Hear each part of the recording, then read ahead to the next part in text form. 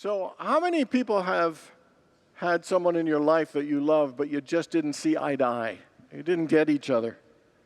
How many people have ever had something important that you wanted to share with someone, but you allowed fear to stop you from saying it?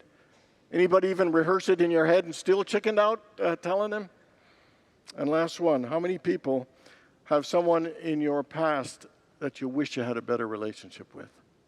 That you were sad and even regretted you couldn't make it better? Anybody?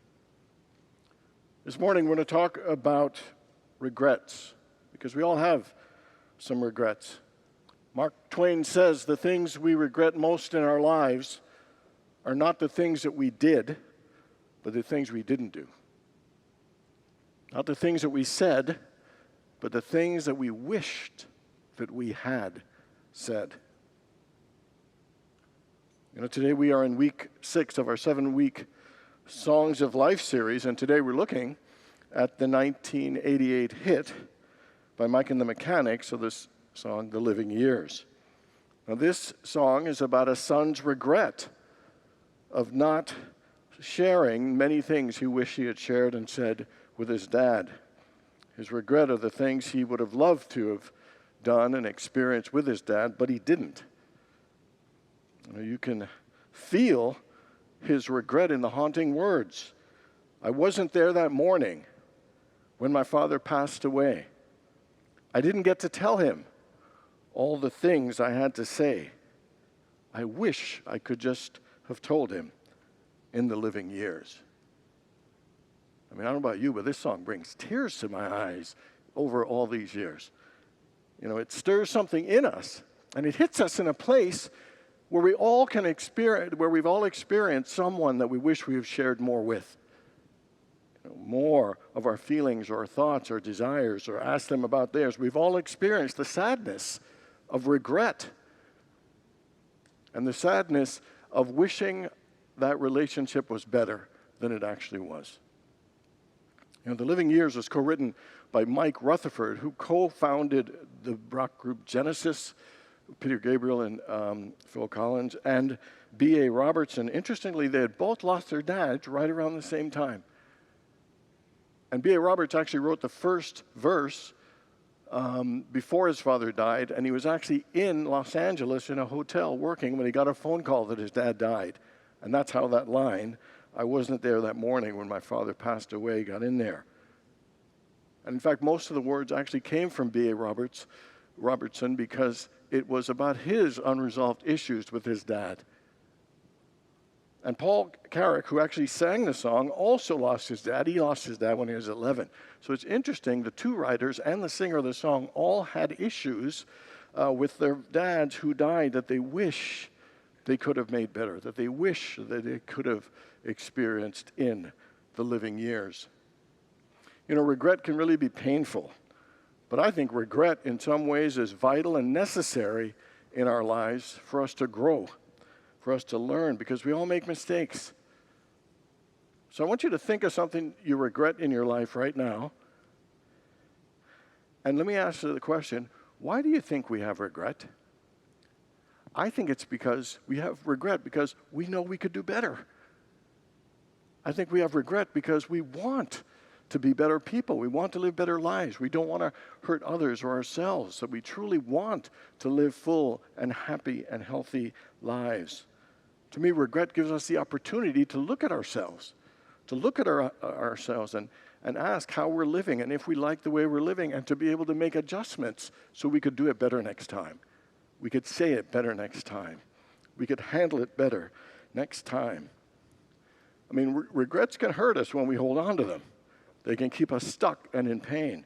But when we are willing to learn from them, they actually can propel us forward to something greater and better, to make new choices and to bring forth new possibilities and experiences. This morning, we're going to look at 4 life lessons that is inspired by this very emotional and powerful song, The Living Years. The first thing I think it teaches us the importance of in relationships and not having regret is acceptance. There was this woman who was in therapy with many issues, and the key one was her relationship with her dad. She always wanted her dad's approval and never feel like she got it. She wanted his attention, his time. She wanted him to say, I love you more. But that isn't the behavior she got from her dad. And so she complained in the therapy sessions, blaming him for unhappiness, wishing that he was different than he was. And as a therapist saw this, he was moved to say, we will not be able to make any progress in your relationship with your dad until you accept him as he is and the relationship as it currently is, and to also accept that you may never get the relationship you're hoping for with your dad. She was devastated to hear this news, but over time, she found it very liberating and healing. Over time, she was able to accept him just the way he was, realizing that awkward, kind of distant connection was maybe just the way it was always going to be. Over time, she actually was able to make peace with it.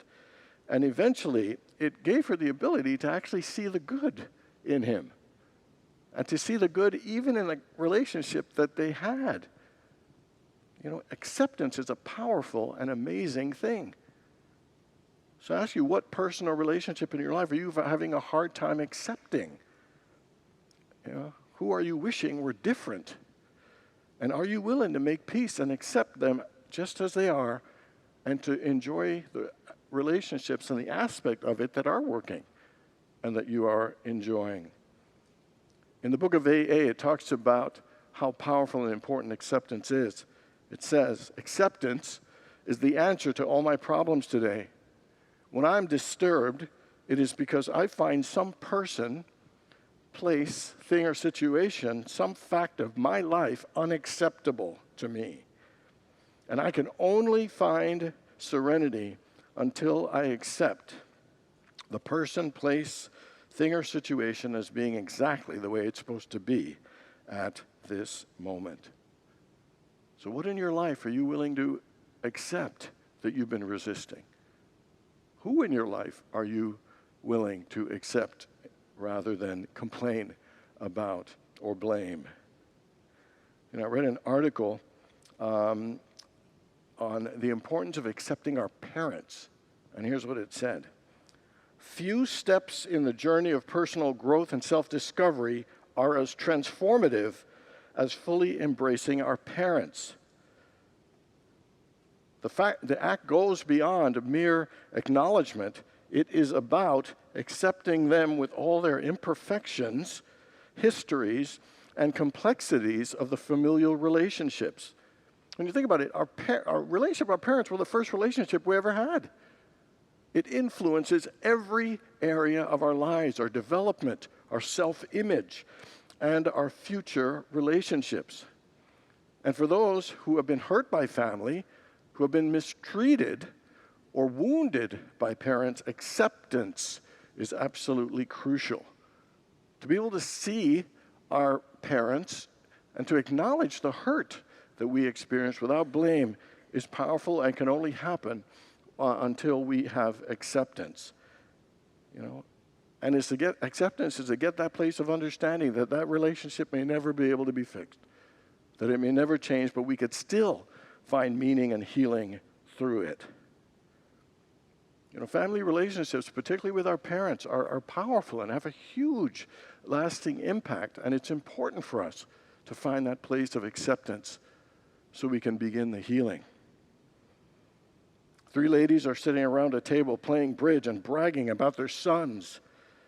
My Freddie, says Margaret, everyone should be so lucky to have a son like my son Freddie. He brings me once a week a bouquet of beautiful flowers, and he's constantly taking me to nice restaurants. And if you just say a hint of something you want, the next day it's delivered to your door. That's very nice about your Freddie, says Gertrude, but with all due respect, when I think of my Sammy, the way he takes care of me, he treats me like a queen. Every morning he brings me eggs for breakfast. He cooks me a wonderful gourmet lunch. And for supper, we go to the best restaurants. Well, Barbara says, that's really nice, but I don't want to make any of you feel bad. But wait till you hear about my Harry. Twice a week, He pays someone $200 an hour so he can lie on their couch and talk to them. And all that money he spends on, you know what he talks about the most? He just talks about me.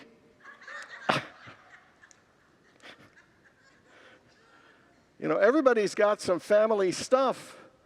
There are wounds, there are pains, They say things like we sometimes marry our dads or we marry our moms because they were so sometimes bonded and imprinted with some of those good and not so good experiences that we've had. The first relationship we had with our parents, and it's an important thing for us to find acceptance and peace, so we can work to not regret those relationships. The second thing I think it teaches is the importance of healing from those. John James and Russell Friedman, in the book Grief Recovery Handbook, says many people labor under the misapprehension that once someone has died, there is no way to complete any unfinished emotional business. Happily, this is not true, or we would have to stay incomplete forever. The grief recovery method helps grievers identify and complete undelivered emotional communications that kept them tied to the pain of the past with people who have died or with whom relationships have ended or changed. And so what they're saying is powerful and important, even if the person dies, to do your healing work around that relationship, around that abuse or woundedness or negativity. And it's 4 things. Number 1, write out and fully express the hurt that was experienced. Number 2, say what you need to say to that individual. 3 is to forgive and have compassion for them. And 4 is to write down the things that you needed to receive so you can give it to yourself. And that could be acceptance, it could be support or encouragement or affirmation or comfort or being nurtured. To literally give ourselves what our parents were not able to do. And the important thing it says is that we're all being called to heal, and we don't need the other person to be alive or even around to do that important healing. Because what happens is we think, because they're no longer in our life, whether through death or moving away, that healing can never take place, and that's not true. The thing is, it's an inside job, and we have to admit it, own it, feel it, acknowledge it, process it, and release it so we can be healed. In 2 Corinthians chapter 7, verse 10, it says, "For godly grief produces a repentance that leads to salvation without regret, whereas worldly grief produces death." And what it's saying is when we grieve and process things of those relationships, if you grieve with blame and sadness and upset, that we're going to stay stuck in it. That's worldly grief. But with godly grief, it is we are able to heal. We are able to love. We are able to learn. And it is with that godly grief that we are able to experience salvation, that we are able to experience healing. To me, working on our healing reconnects us with our sense of wholeness and not feeling that we're incomplete. It reconnects us with that sense of peace and love and joy within ourselves that is our nature.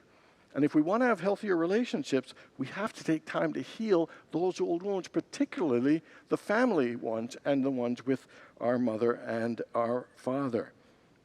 And so whether the person is alive or not, healing is possible. And again, it is an inside job. And the third one is to listen. The song says, "You say you just don't see it." He says it makes perfect sense. You just can't find agreement in this present tense. We all talk a different language, talking in defense. Say it loud. Say it clear.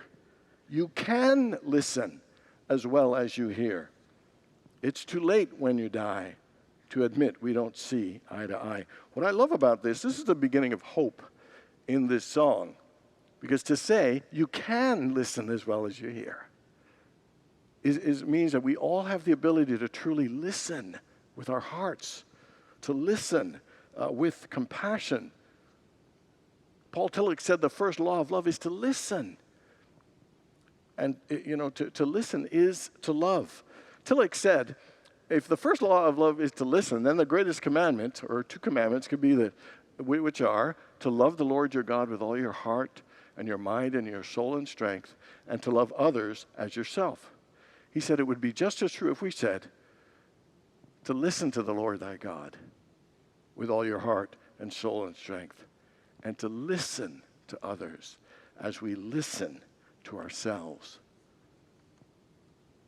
I would say the greatest skill that we all could improve on in terms of communication is to listen.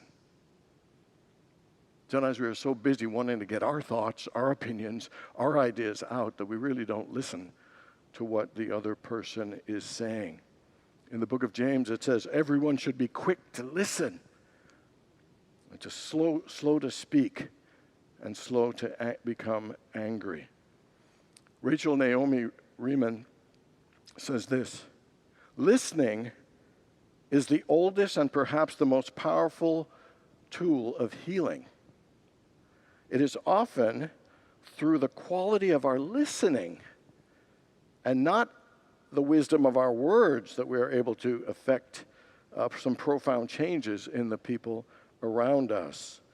When we listen, we offer sanctuary for the homeless parts within each person, which have been denied, unloved, devalued by themselves and others. When we listen generously to people, we can hear the truth in themselves, often for the first time. And so the question is, who in our lives do we need to listen to with our hearts?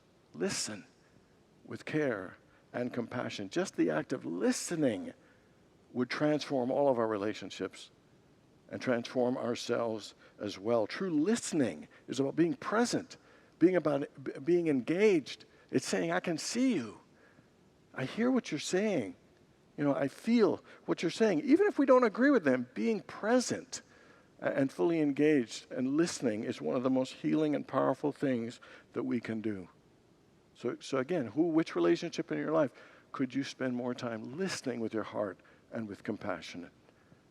And including listening to ourselves with our hearts and compassion. And so the last one, the fourth, is to keep loving. Here's what it says. So don't yield to the fortunes you sometimes see as fate. It may have a new perspective on a different day. And if you don't give up and you don't give in, you may just be okay. The fact is, we don't know how to love that well. We make mistakes loving one another, making all kinds of different assumptions. And it's an important thing to keep loving. Keep learning. Don't give up. Don't give in. Maybe on a different day, it'll be better. Here's what Thomas Edison said. He said, if I find 10,000 ways that don't work, I haven't failed. I am not discouraged, because every wrong attempt discarded is another step forward. Just because something doesn't do what you planned to do it does not mean it was useless. That every act of love you give, even if it's not returned, is love well spent, time and energy well spent. We're different. We have different love languages. And so we need to be able to share our love in a variety of different ways. Sharing it, with a card or a message or a text or a gift or a smile or a pie, or a poem, GP chat or whatever that is can help you. Write one if you need one. If it's silly or clumsy or whatever way, sharing and expressing love and not giving up is huge and important. And one day it'll stick and it'll help and click in better ways. But we just got to keep loving, keep sharing. There are all kinds of ways to love. It's endless, the ways we can show our love and our kindness towards other people. We need to just open our heart and keep loving. Keep loving, keep loving, even if it scares us. Several years ago, my father was dying. He had diabetes, COPD, and chronic heart failure, so he had the triple crown. And so he was not given much time to live.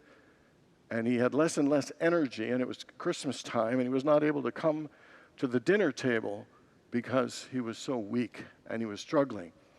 You know, my sister and her kids came from, I think it was Montreal, and I think there were 4 or 5 of the grandkids, and he didn't come to dinner, but he came out afterwards, and he played with those kids, and he summoned the strength somehow. My father wore a Santa hat. My father was not a Santa hat wearing kind of guy, but he was loving and playful and smiling and as cheerful as that. He really kicked it up a notch or two. And I was so proud, and my heart was filled with such love to see him giving of himself and putting their happiness first. And so I wanted to write him a card. And so in the next day or so, I wrote him a card just to tell him how much I loved him and how much I admired and how impressed I was that he was able to set aside his own pain, you know, to be there for the grandkids and be playful and silly for them. And I told him, I am so proud to be your son, and how much, you know, and how much he means to me. And so I wrote the card, and then I went into his bedroom and put it on the nightstand and snuck out. And my heart was racing. I don't know why. I was like nervous and scared to share this with my dad. And after about 5 or 10 minutes, my dad comes out and the card's in his hand. And he's walking towards me and he's got this serious look on his face. And my heart's just pounding. And then he puts his arms around me and he just starts to cry. And we held each other and we cried. We didn't say a word. We just cried. And it was probably the most tender and vulnerable moment that I ever had with my dad. And it was just about sharing a card of how I felt, and we held each other and cried. He died 3 weeks later, and that is still one of my most treasured memories of my father, is that he was willing to go there, because he was not a guy that was very demonstrative in his love. He didn't say, I love you. He wasn't physically affectionate. He showed his love in different ways. Like if you were going to take the car and it was snowing, he'd go clean the car and warm it up for you and give you the keys. And he'd tell you what the traffic report was and the weather condition was. So he would do these things. And there is not one of the 10 of my siblings that would doubt my father loved us, but he loved differently. You know, the classic one was my mom and the hugs and the affection and all that stuff. But my dad didn't love that way. You know, and sometimes, you know, people don't know how to love, but it's in there. And we got to think, it's not that your parents didn't love us, it's they loved differently and based on their own wounds that keeps them back and living in fear. And so it's an important thing for us to keep loving. Don't give up. Don't give in. Keep loving in all the simple ways and give our loved ones the benefit of the doubt that even though they can't show it the way we want it to be, that they actually still do and truly love us. You know, we are here to love. That's the thing we all seek more than anything else in the world. We are told that God is love and we are created in the image and likeness of God, which means we are created in the image and likeness of love, and yet we're scared to love. We're scared to share our love and our vulnerabilities with the people that we love. But we got to keep trying. We got to keep loving. We got to do it without regret. We got to do it with acceptance and healing and listening and keep on loving with our hearts open. You know, somebody said, love is the currency of the soul. Spend it lavishly and love fully in the living years. God bless you all.